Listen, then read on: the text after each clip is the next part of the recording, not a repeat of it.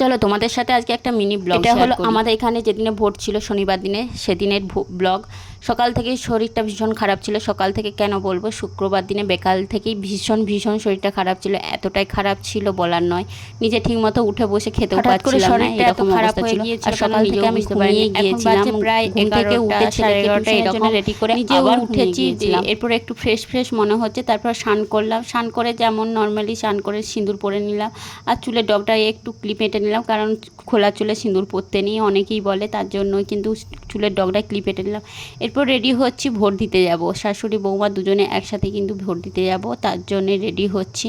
আর এদিকে মাও বলছিল যে একটু তাড়াতাড়ি রেডি হোক, কারণ মা রেডি হয়ে অলরেডি দাঁড়িয়ে ছিল। আর যেহেতু সকাল থেকে শরীরটা খারাপ ছিল সেহেতু ঠিকঠাকভাবে কোনো কিছু করতেও পারছিলাম না, আর যা যে কাজ সব কিছু সকাল থেকে মাই করেছে।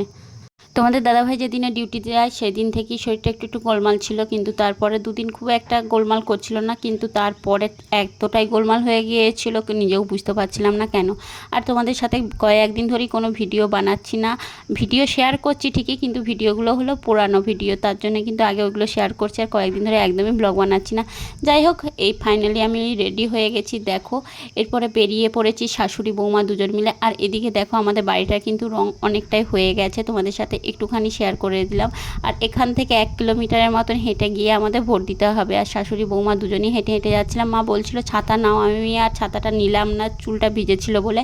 যাই হোক, ফাইনালি ভোট দেওয়া হয়ে গেছে দেখো, এখানে তো আর ভিডিও করা যাবে না। ভোট দিয়ে দিয়েছি শাশুড়ি বৌমা দুজনই, দিয়ে হাঁটতে হাঁটতে গল্প করতে করতে আবার বাড়ি চলে এসেছি। মাকে বললাম আঙুলটা একবার দেখান, মাও একবার তোমাদের সাথে আঙুলটা একটু শেয়ার করে দিল।